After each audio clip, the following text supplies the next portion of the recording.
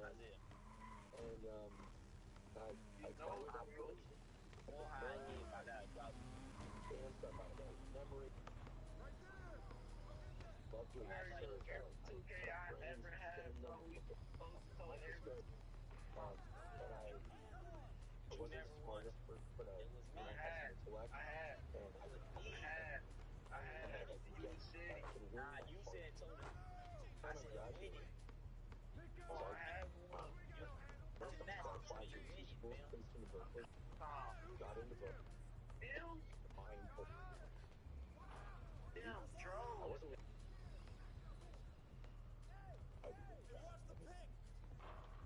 I'm just not. I have great respect for all that. But that's so 2 years later, I did a film on circadian biology, hormones and behaviors.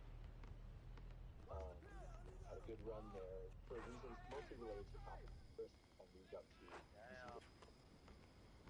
worked for a woman named Barbara Chapman, and I was hours in each direction, so she wasn't there very much. Montana. It was and I started studying brain development. Hour days, sometimes 20-hour days on the floor under the bench. I had it in the apartment to like light. Brush my teeth in the sink. And I remember someone coming in. I was still a little. I was scared. Anyone to see someone talk the way of conversation. Somebody said, "You better slow down, turn around." But you never had a flame go out. Like I was at that 5 o'clock would roll around, everyone would leave, tin foil on the wind, blast, rancid. Blast it out. So here, I was so I. And we published not all in high school years, but working with Barbara. And so got into lab as a junior. Eventually got back to Stanford with tenure. And you know, along the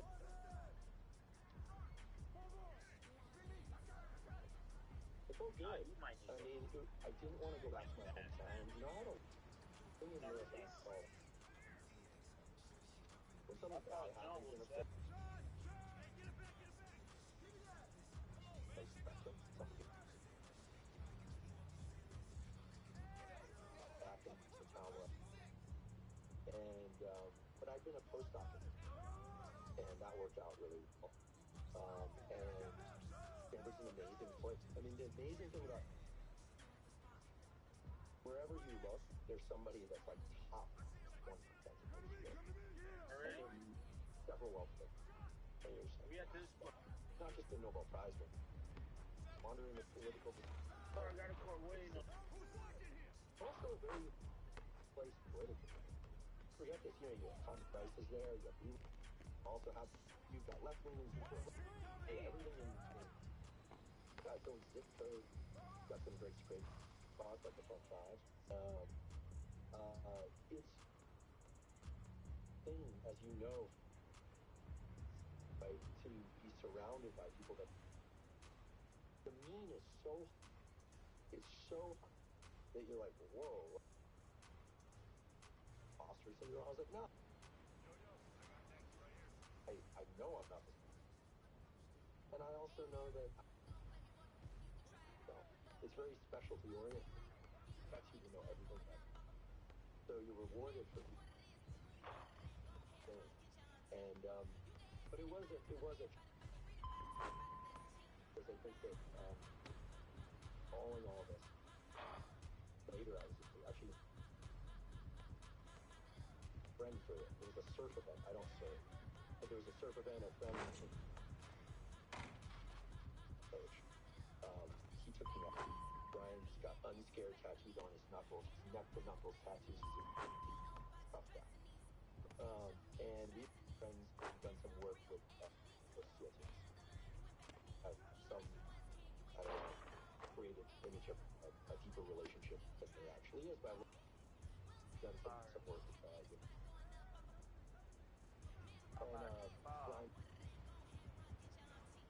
talking about some stuff related to bleeding, full, and Ty Garcia, Kyborg. He used to be a guy, like, Hawaiian culture guy, so Oh, yeah. and he's a really good guy. Over,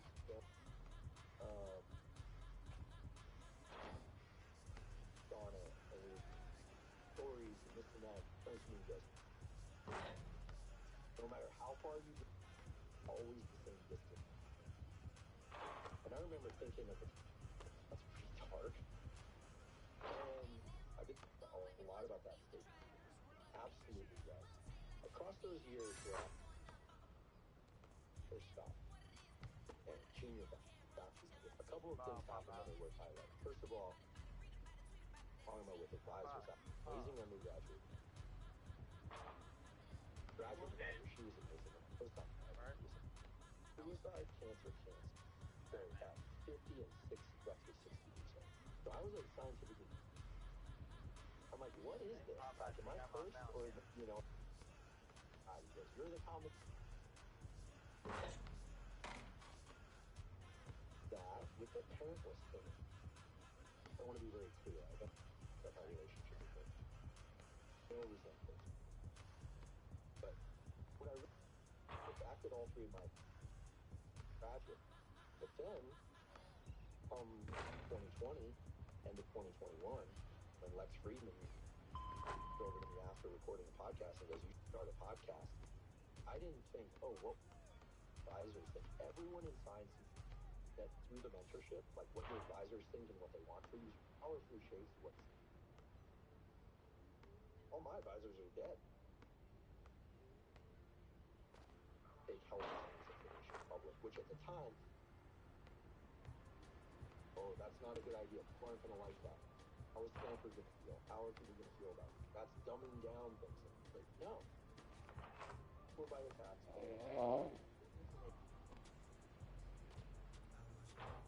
Stop me. I couldn't stop. Set up the camera. My apartment. Rob. Bulldog Costello. Put it out on. So there are these dark things that happen. Cancers. There's girlfriends that leave. There's fights, and then there's all the light side of that. There's all the, sorry, not sorry. There's dark. There's like the dark side of that.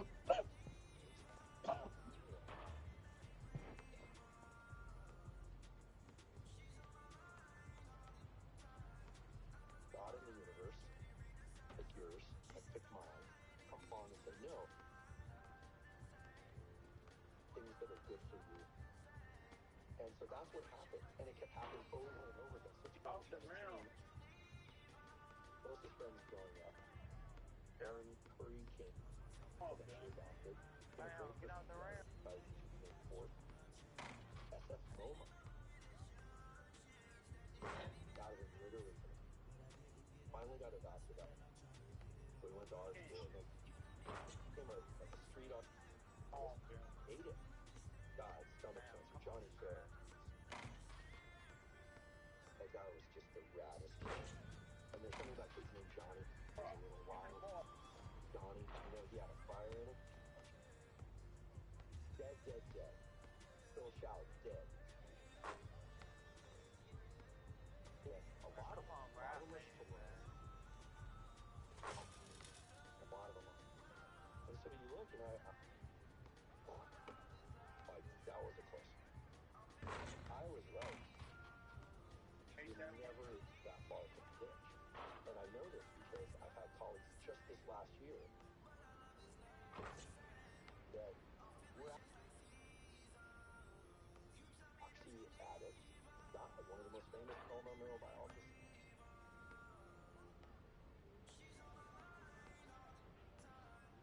For but grab onto the dopamine system. They'll grab neuroscientists too. Those feral skateboard kids. So what I realized was all that backstory, I do get kind of like rattled about it because I've never really I'm over what I've done. I just feel like, man, I'm so lucky that guy came at work. I remember he put his hand on while he was trying to get a check. And I was like, turn the desk over. That dumb package. I'm not saying that was the right response. I'm not saying that was the wrong. I stood up for myself as a 14-year-old. Take that kind of energy and you put it in the right place. Great things happen. People are fighting. Bad things. So, it's looking back, I just telling the story that what I needed and what Steve-O gave me. But I call it that because for me, it's much, but he's always like, oh, I don't talk. But what I needed was somebody to say, pull that in, and you need to learn to put it into things. And I need them to say this. Someone I really respect that. Basically, two kinds. They're winners, and their definition is this. Take things that happen to them, they feel inside they suck, and they wallow, and they self. Whatever they feel, they cross, and they transmute it into things that are good for themselves and for me. End of story. And so when I say it's like devil God stuff, it's actually that way. That's how it works.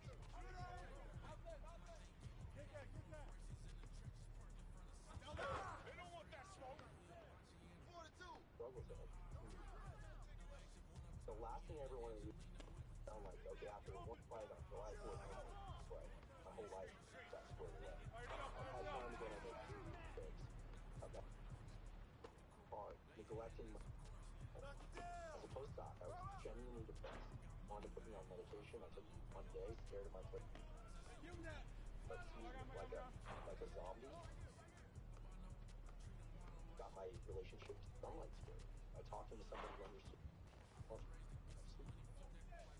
I got him! I don't feel off. So I learned how to take care of myself. Across the years, things would happen like that. First, advisor died, that sucked. Graduate advisor was like, community died. My girlfriend at the time was like, I got into some weird, I was just self-destructive. And I tried to take up boxing, so I did that. And you get hit in the head, I'm a neuroscientist, not a good idea. Sparring too hard, not a good idea. So, got that off, but then, I'd ask, I got like spots that not a very lucky, big skull or something, but as the years have gone on, careful. I think not overwork. Not take anything back. And so, anyway, the point is that those play hard because they're sick. And what I can say is that any young, what am I going to do? Find something that's, and then all the hard stuff, yes, you will have. Back then, we didn't have a lens on anxiety. I kind of, but I'm also grateful a place to spend all my time. I think there's an immense value to continue and adaptive while I can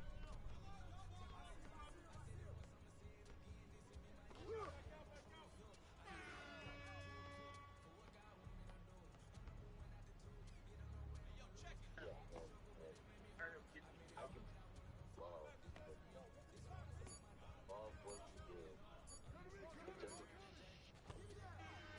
but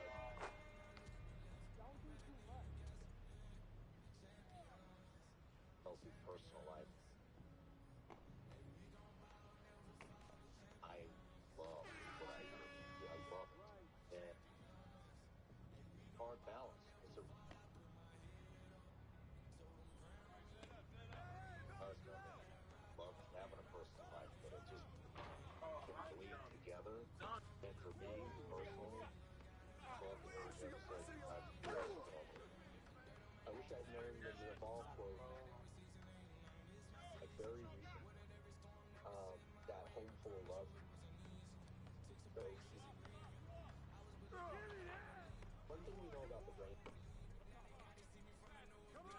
all that, is that it changes your perception into tunnel vision. It makes you tunnel vision. I've never done cocaine, I'm very proud to say that, but I know that highly dopaminergic people in a we call that future anticipation. Hard work is great, but it puts you in that tunnel, not to the same degree.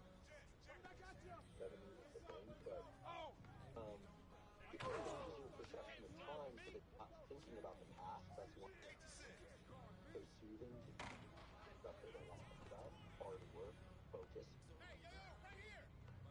But it also doesn't let you far enough into the future. You're eventually down from this thing and you're going to want something to mess. So I think that the short it's that part of you that knows the pump the brakes a bit. You know, the girlfriend I had when I was since 2012 to 2017 is when we were involved. Still good friends now. Cried. She saw the fire in me. A lot of fire, and she was like, I can. She tried to help me channel that. And I just wasn't ready. And we understand that. I have a story about a story where we both did it. I wasn't ready to learn how to shut that off. And in recent years, I think I don't work like I used. When I was with her, I used to do it. Right? Looking at papers or grants to like collapse. And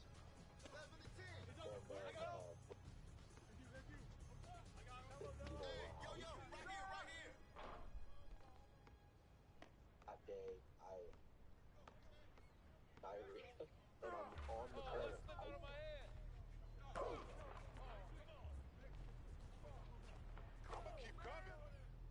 don't matter.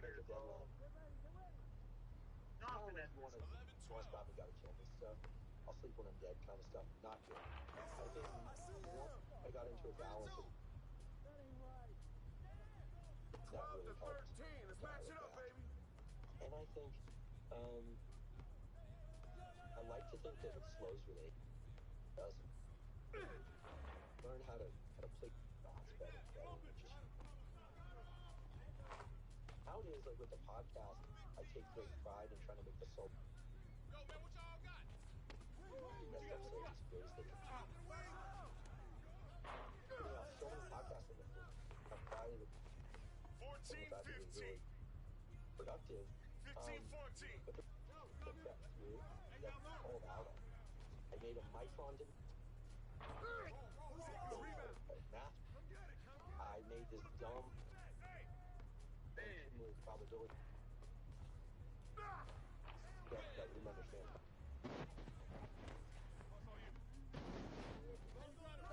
Joke at the end where I go, that's another altogether. Wasn't sufficient to show that like I understood that was a joke and I explained it correctly. I had to put out an apology. Those things, and they're so good because now we run every solo episode. Another expert or two, run it through AI check this morning right before putting out microplastics. I went back and checked the millimeter micron converter. You know, those paint takes, they make you really sharp in your game. And then when you realize that you have to slow down, get things exactly right. And so science teaches you that too. I have a saying in science, you go as fast as you carefully can. When people are like, when are we going to do this? When are we going to send the papers? We go as fast as you can. Any faster, not good. So I think learning to shut it down each day at the end of the day. I'm not married, I don't have kids. Fully in the plan. I know people are like, you're 49 years old and whatever, dude, you've been a bachelor. No. Listen, I got a plan, and one thing I know, set my mind to something, it happens. It's just a matter of timing. And I think, and also savoring. Like, I'll be honest, like, I'm your podcast a lot. I'm talking to you. I'm tripping out right now because I watch your podcast in these chairs, and I'm like, I never thought I'd where I'm at today. I listened to the Tim Ferriss podcast, Joe Rogan, Friedman podcast, and I'm like, I feel like I'm on another planet. Like, how did I get here? I really do feel that way. And so, like, I think it's also just learning to savor those moments. That's actually come to me in prayer a lot this year. Like maybe, like, it came to me, like, you're allowed to savor what's happened, not just what you're trying to make happen. And I think every time before I go into prayer or I go into like a breathing exercise, I think about this a lot. I think someday I'm going to draw in a breath and I'm going to know that's my one, unless I die in my sleep. I'm like, man, that's scary. But then I realize, I'm like, if I can get comfortable with that, then I'm okay. Because I do think all addiction, for instance, is just fear of death. Are you comfortable with that? Fear of death or addiction? Fear of death. Are you comfortable dying, knowing that you're going to take your last breath? Yes. Knowing it might be. Yes, and I know people will be like, well, no, it's true because of a couple things. One is I already feel I've had life. It's just kind of wild, right? It's just wild. The science thing, making it to tenure at Stanford, the podcast, being here with Rogan, Lex, to be part of an opportunity to science and health and like give my heart. I really like pour as much of my energy and heart into what I do. To know that I can't get it all right, to take the shots from positional media, to take that, like, yeah, I don't want more of it, but if you bring it like my stance is good. Like, you know, I can hardly believe it's all happened, so I'm good with it from that perspective. I still like to raise a family. I mean, I had a bulldog. He was like the best bulldog I could ever imagine. So I'm in like kind of pinch me moments about all of it. I think the death part is tricky only to the extent that I don't feel fun. And I've had some close brushes. I mean, I had this good idea to do cage exit, great white shark diving, to film the VR stuff for my lab on Fear. It was a fun adventure. The guy came out with us. It was a lot of fun and left the cage and all that, but I had an air fail while in the cage on a hookah line, not on scuba, and it was super scary, and I was alone in the Oh, man. You know, my solution to that, because frankly, grew up skateboarder punk rocker, was after that air failure, go down and do it on scuba and come back alive and no PTSD. And I don't even like to say I almost drowned. Came in and was like, bump, and I was like, how about this instead? But we came out of that back across the border, and I remember thinking to myself, well, no more risk in my life. That was too close. Now listen, I've had some real that felt like those white shark guys, where I'm like, that person's dangerous. No more. You know, no more. Like, doesn't really matter to get killed, but that person is way too dangerous. I never should get involved with that person in the first place. And, you know, what you come to learn over time is, I'm saying this to the audience, what all of us know, is that a little bit of placidity, like a peace thing that we're all after. And so now my prayers for internal peace, not just to make it another day, you know? Yeah. So. Yeah, you said something downstairs when we're talking toxic people. My wife says this to me all the time. Don't mess around with people who don't have anything to lose. They're the most dangerous. That's the key one for people who don't have anything to lose are the most people who have failed out multiple over and over again in life. Whether through their own fortune or through, you know, we had a cast recently, episode was an Bill Eddy, he's a lawyer and clinical psychologist. He wrote 5 Types of People That Can Ruin Your Life. And he said, want to know, avoid the people who seem to have these failures in multiple domains of their life and or who are always got a blame story. Yo. I will say, whatever mistakes I've made, I own them. What's up, D? Now, I might not own them the way but I own them. Right? I'm not going to say that happened because they were bad. No. Get involved with bad people, bad things happen. About the worst. Yeah. I think our neural core level, not divided into limbic, non-limbic, hypothalamus, cortex. No. Those are just brain areas and circuits, but there's good and bad in us, in all of us. Jung understood this. We have all things inside of us. And some people, by virtue of great parenting and great upbringing, they're buffered against some of the parts of themselves that are otherwise going to express themselves. So there's more goodness comes out of them. Other people need to work harder. And are there truly bad people? I don't know. Christianity would say no, that even those people need help and are deserving of the belief that they can be good. So I like that idea. I'm optimistic. But I do that when we have agency over who we associate with and what we do with ourselves, that we should always strive to be better. So any message that comes back about a way I've screwed up, proof, it's just a little tricky because nowadays you get so much judgment, whether it's not you're public facing or not, everyone's judging each other. Part of being a grown-up is learning when to say, okay, you're right, I need to take a look at that, and other times when you go, no, that's you, not me. I'm going to keep like that. That's a tricky one. That's not always a clear picture. When you started the podcast, I mean, how did Stanford react? They've been immensely supportive. They even ran during Stanford Magazine, whole thing. I mean, it was a bold move in the sense that there wasn't a precedent for it, right? Professors write books, popular books. That's pretty much accepted. We have the great Robert Sapolsky at Stanford, Carol Dweck, Growth Mindset. This is common to do research and then write a book and make a popular book and sell it. The podcast got great support. In fact, I'm giving a talk at Stanford this coming year, lecture series. I also still teach at Stanford. There's some arguments on the internet that I don't. I've got a course that I'm designing for undergraduates. It is true I closed my animal lab. I did that because I just wasn't in a position for students and postdocs anymore, but all my people got placed in jobs that are good. And some of them are professors and doing great. Stanford is like anything else, business. It's its own city with a zip code, has a lot of things it needs. So, to some extent, we did a explicit, non-explicit handshake. Ambassador for the podcast, even though they are separate.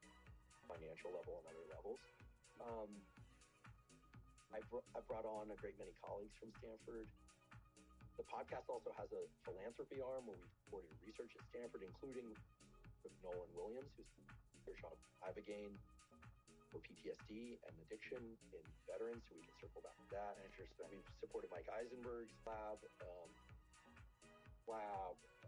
Drum's lab, and labs elsewhere outside of Stanford. So I think they understand the venue, and they've been, I think also they understand that as a private institution, it's nice to have someone who's out there educating the public for zero cost. This to me is the most incredible thing about podcasts, whether or not it's your podcast, Lex or Joe or anyone. We'll get the information for advertisers, have a real audience so that if people are interested in certain things, they can get them. As you know, we only advertise things that we really believe in. You're not forced to purchase anything to listen to them. So you essentially get information for free. Some people will say, well, the app, open up any media event, survive, you need to pay your production staff, etc. So it's all been symbiotic. And I think that as a teacher, I just like teaching, and the podcast gives me an opportunity to do that. What? Yo, what's up, Papa? Like I said, You trying to play Call of Duty? Oh. Professional careers as a doctor, and the podcast, and maybe Y'all been playing 2K a lot.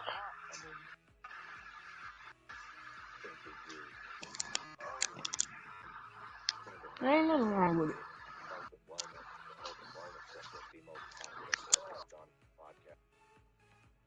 definitely a major part in. And I also appreciate how seriously put out that I'm not proud of on my podcast.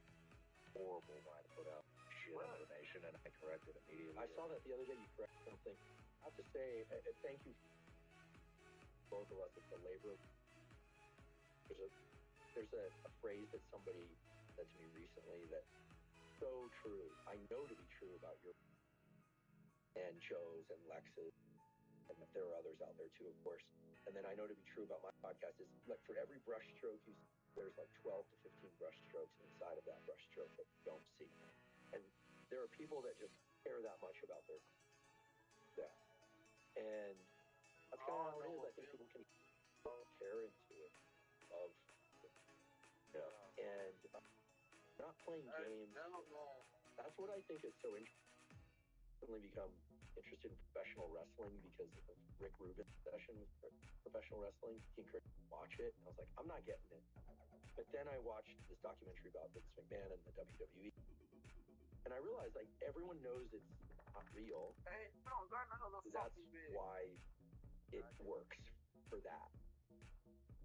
Traditional media, I grew up with National Public Radio in our home all the time. Standard newspapers that you backed up there, people reading and talking about them, and thought it was real. And don't get me wrong, great reporters and great journalists out there that try and get things right. They really want to get it right. But it wasn't until podcasting when effectively I became a media company. I have SciComm, which is a podcast with Rob. That I understood. I was like, wait, the thing that's so cool about it, not just that it's independent, it's that nobody podcasts well or for long, successfully, unless it's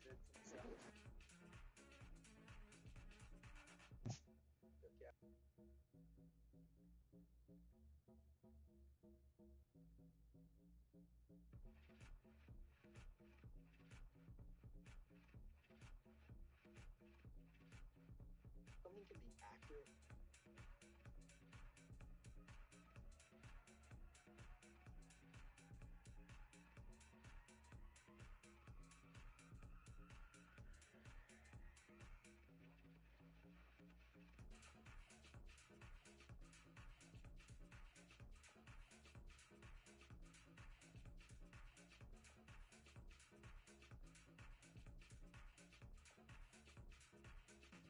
Fundamentally interested in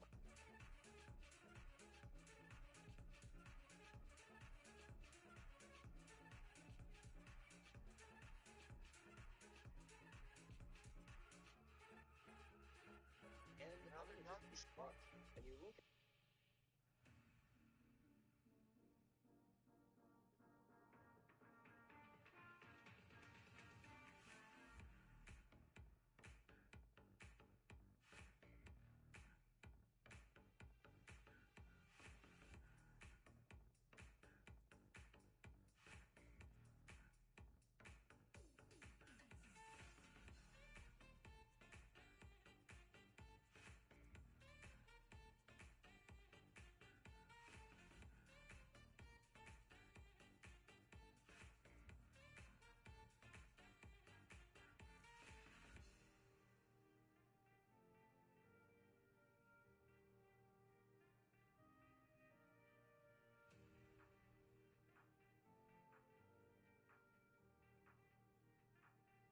parse the truth.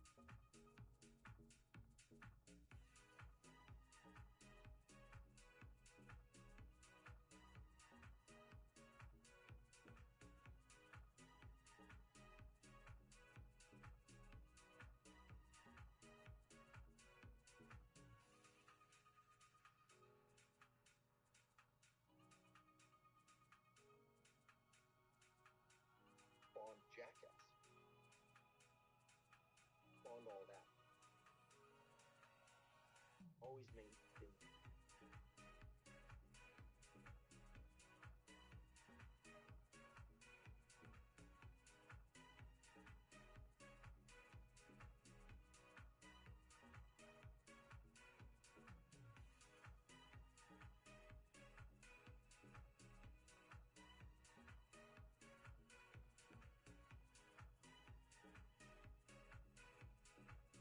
Green Day, like what?